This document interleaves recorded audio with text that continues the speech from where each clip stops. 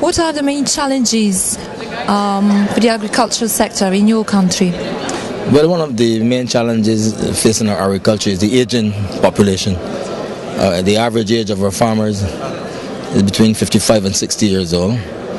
And this is a concern for us as we seek to encourage our younger people to get involved. But that is one of the major challenges. Another one is as we continue to produce, we are always faced with this problem of crop theft, predator larceny. And of course, we will always want to put measures in place as well to ensure that our farmers are protected. But predator larceny is one of the challenges. And of course, as we seek to provide enough food to feed ourselves, adequate amount of land, availability of land to do so. Mr. Benn, what are the measures that your government is taking to strengthen and enhance agribusiness investment? Well, we have looked at our Sustainable Agricultural Development Bill.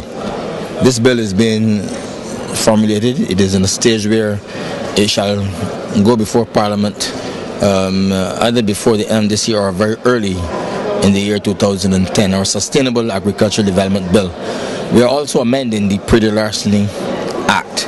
This is to strengthen the fines that will be put in place to deter crop theft, as well as we have an incentive program in place where farmers can get incentives, and also there's a rebate programs when farmers spend monies in order to get their enterprises in place.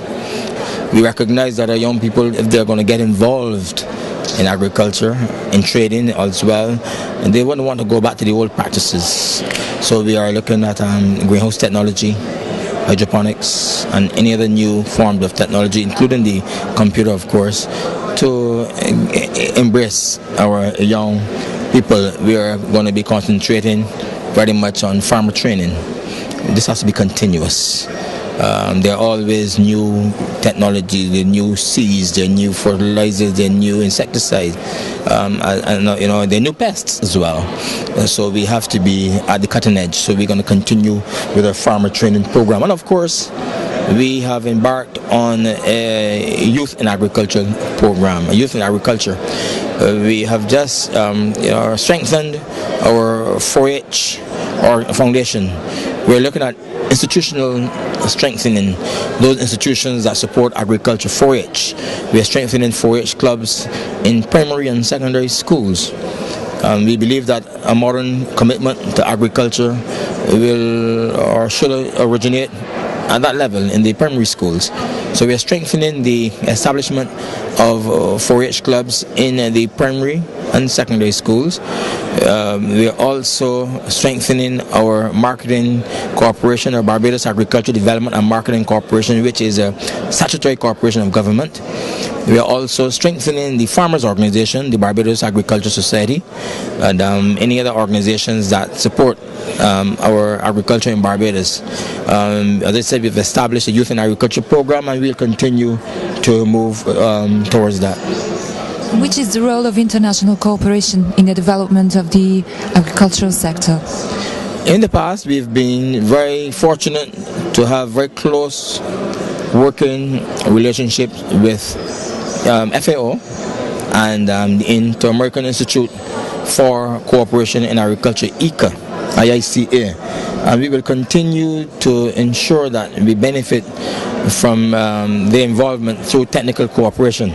I want to indicate that Barbados is a small developing country with a high per capita income, and that's how international agencies and donor agencies measure us.